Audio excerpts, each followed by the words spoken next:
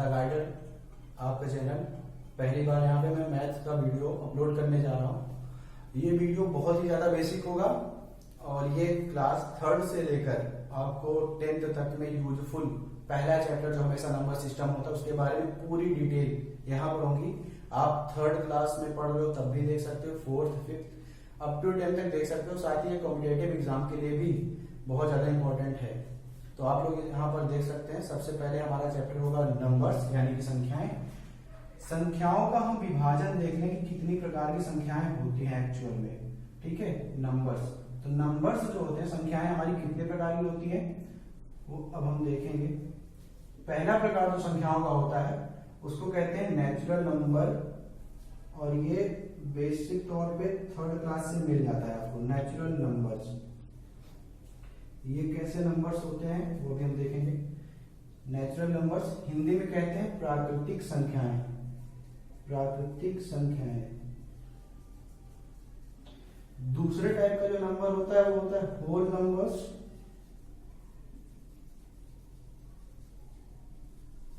इसका मतलब होता है पूर्ण संख्याएं। सभी के एग्जाम्पल सभी बता रहे हैं, पहले टाइप देख लेते हैं। तीसरे टाइप का जो नंबर होता है वो होता है आपका इंटीजर्स। इंटीजर्स का मतलब होता है पूर्णांक। पूर्णांक संख्याएं। चौथा जो होता है आपका वो होता है रेशनल नंबर।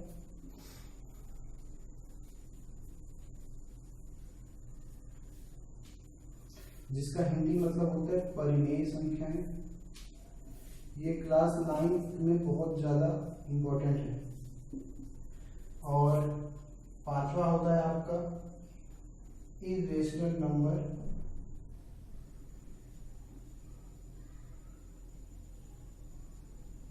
यानी कि अपरिमेय संख्याएं। ये क्लास 10th में फर्स्ट चैप्टर में बहुत ही ज्यादा डिटेल में बताया गया है। छठा होता है रियल नंबर्स, जिसका मतलब होता है वास्तविक संख्याएं।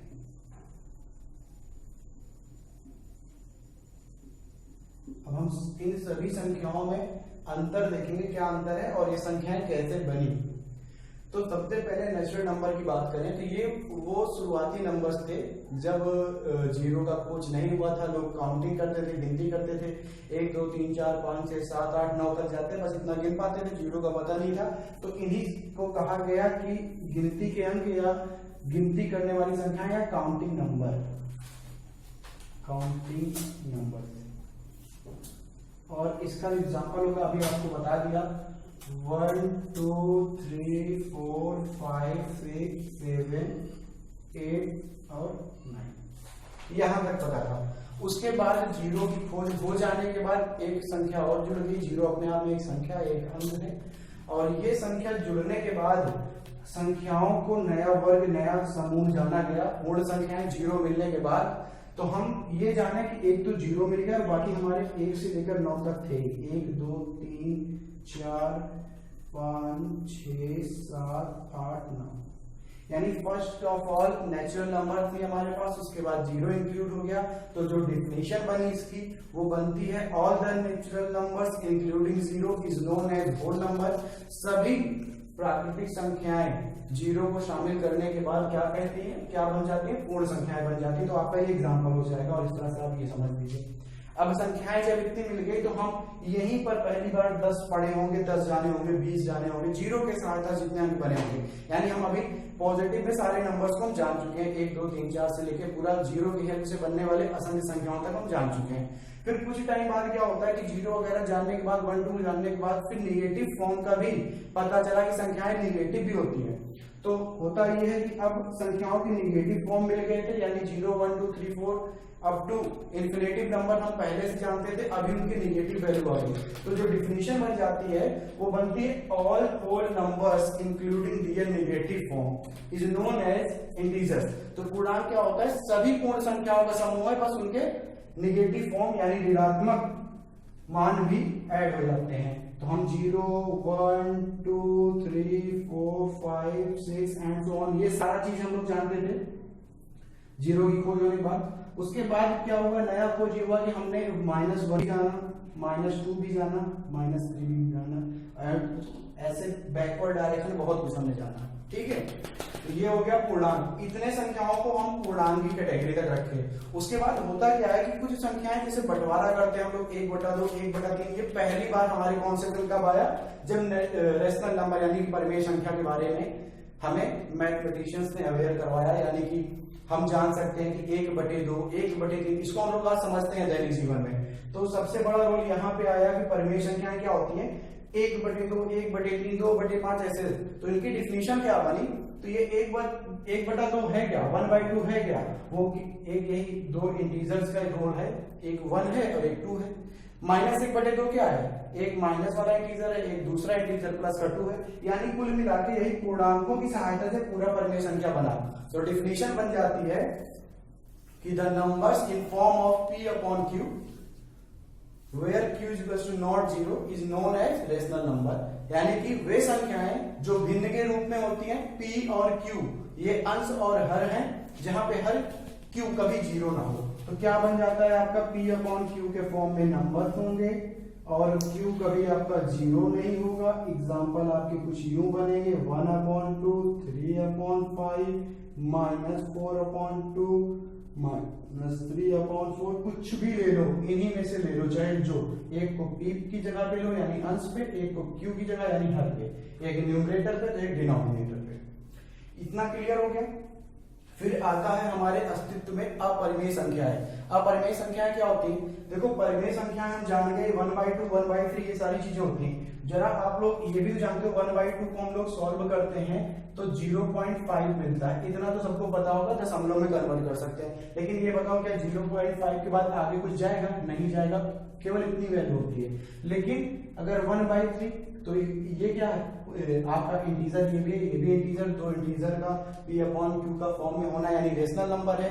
और रेशनल नंबर को हम क्या करते हैं, डेसिमल में बदल सकते हैं, मैं यही बताना चाहता हूं आपको। इसको सॉल्व करूंगा तो मेरा आंसर आएगा 0.33। जिनको डिवाइड करना नहीं आता है वो हम आगे के क्लासेस में आपको बता देंगे, जिनको बिल्कुल डिवीजन ही नहीं आता, कुछ भी नहीं आता डिवाइड का, हम बेसिक से बता देंगे। इवन सेकंड का बच्चा देखे या थर्ड का बच्चा देखे, सबके लिए है, आपकी डिमांड के अकॉर्डिंग हम बता देंगे। ठीक है, तो ये 0.33 आ जाता है और ये कभी रुकता नहीं है, ये आप देखेंगे कभी भी नहीं रुकता है। ठीक है, तो ऐसे हमने देखा कि रेशनल नंबर हमारे क्या होते हैं, प्रसारित होते हैं, यानी इनका एक्सपेंशन होता है। तो इन्हीं एक्सपेंशन के बेस पे कुछ ऐसे एक्सपेंशन आए, कुछ ऐसे प्रसार आए कि जो ना तो रुकते हैं और ना ही कभी रिपीट करते हैं। देखो ये रुक गया, इसको हम इंग्लिश में बोलते हैं टर्मिनेट, जो रुक जाते हैं उनको बोलते हैं टर्मिनेट, और जो रिपीट करते हैं इनको बोलते हैं रिपीटिंग। और हिंदी वाले भी 8th 9th के स्टूडेंट जो भी देख रहे हैं, रिपीटिंग का मतलब वहां पे आपकी बुक में आवर्ती दिया गया होगा, आवर्ती संख्याएं, और टर्मिनेट हो जाता है जो आपकी स्थिर हो जाते हैं, निश्चित संख्याएं, निश्चित प्रसार होता है। ठीक है, अच्छा, अब एक संख्या किसी की डेसिमल के टर्म में ऐसी आएगी ना, जो कि ना तो रुकेगी ना रिपीट होगी। जैसे मैं आपको एक एग्जांपल देता हूं, 5/7। अगर हम 7 से डिवाइड करते हैं 5 को, जो आंसर आएगा 7, पहले 0 बढ़ाएंगे, दशमलव लेके 50 कर लेंगे, 7 7 49, 1 बच रहा है, 1 के पीछे 0 हो गया होगा, 10 हो गया, 7 कम 7, अब 3 बच रहा है, 7 4 28, अब 2 बच रहा है, 7 9 14, 6 बच रहा है, 7 8 56, फिर 4 बच रहा है, 7 5 35, फिर 5 बच रहा है, 7 7 49, फिर उसके बाद 1 बच रहा है। ये देखिए अनफॉर्चुनेटली ये क्या आ गया, रिपीटिंग आ गया। ऐसे भी नंबर रिपीट होते हैं, देखो इतना आया, कह दो हाँ, ये 5 भी आ गया, फिर 7 1 से आया, अब हम आगे पढ़ेंगे ना, फिर 4 आएगा, 2 आएगा, 8 आएगा, 5 आएगा, 7 आएगा, तो ये भी रिपीटिंग होता है। तो ये भी किसमें आएगा, रेशनल नंबर में आएगा। इसके बावजूद अब कुछ संख्याएं बच जाती हैं जिनमें क्या होता है, ना तो ऐसे रिपीट होता है, रिपीट की कैटेगरी आएगी ही नहीं, टर्मिनेट की कैटेगरी भी नहीं आएगी, यानी उन संख्याओं को क्या कहा गया, नॉन टर्मिनेटिंग नॉन रिपीटिंग, ना तो टर्मिनेट करेगा और ना ही रिपीट करेगा। तो कुछ संख्याएं ऐसे होती हैं, जैसे हम बात कर लें 1.73216875 या जो भी देना हो, बस रिपीट नहीं करने चाहिए। कोई नंबर रिपीट नहीं कर रहा है, अगर ऐसा दिखा दूं तो कहने का मतलब हर बार बदल के कोई ना कोई अंक आएगा। तो इस तरह के आने वाले अंकों को कहाँ रखा जाए, इस तरह के अंकों को कहाँ रखें हम, इस तरह की संख्याओं को कहाँ रखें, कोई तो इनकी वैल्यू होती होगी, तो इनकी जगह हो जाती है इरेशनल नंबर यानी अपरिमेय संख्या। कैसी संख्या होती है? जिनका दशमलव प्रसार करने के बाद उनका दशमलव प्रसार ना तो रुकता है और ना ही रिपीट करता है, यानी कि non terminating and non repeating. ना तो ये टर्मिनेट करेगा और ना ही रिपीट करेगा। तो इसका एक पूरा डिफिनेशन बनेगा, the numbers which whose decimal expansion is not repeating and not terminating। ठीक है, तो इस तरह के जो भी नंबर होंगे अपरिमेय लेंगे हम। तो एग्जाम्पल में आप लोग समझ लीजिए, अगर कोई डाउट होता है तो आप बाद में क्लियर कर सकते हैं कमेंट्स में। ठीक है, जैसे मैं लिख दूं, कोई भी नंबर लिख दे रहा हूं, 8.5354565758, जो भी मन करे, बस यहाँ ना रिपीट हो रहा है ना रुक रहा है, यानी ये क्या है?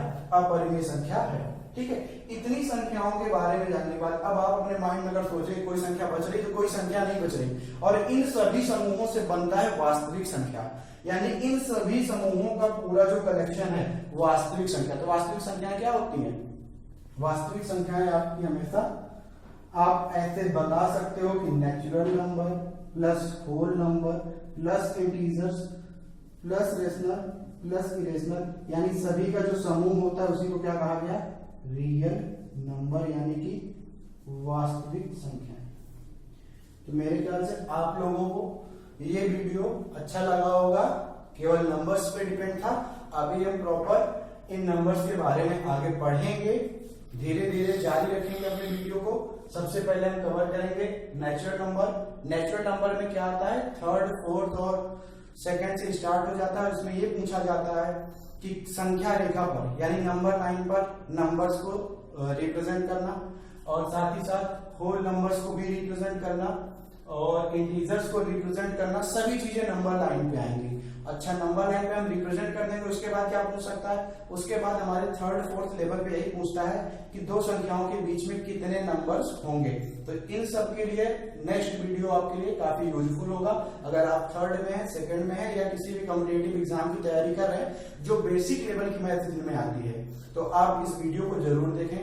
अदरवाइज जो स्टूडेंट कॉम्पिटिटिव एग्जाम में बिल्कुल नया है, जिसको मैथ्स के बारे में कुछ भी नहीं पता, वो यहाँ पे पहले नंबर्स जान ले, फिर अपने डाउट्स दे कि अगर उसे डिवीजन में, जैसे कि मैंने डेसिमल में कैसे कर दिया, बहुत लोगों का बहुत वीक पॉइंट होता है, मैं वो भी कवर करूंगा। और सेकंड और थर्ड में अगर किसी को डिवीजन में, मल्टीप्लिकेशन में, डेसिमल मल्टीप्लिकेशन, डेसिमल डिवीजन, तो सबसे आसान तरीकों में मैं समझाऊंगा और आप बिल्कुल उसको समझ सकेंगे।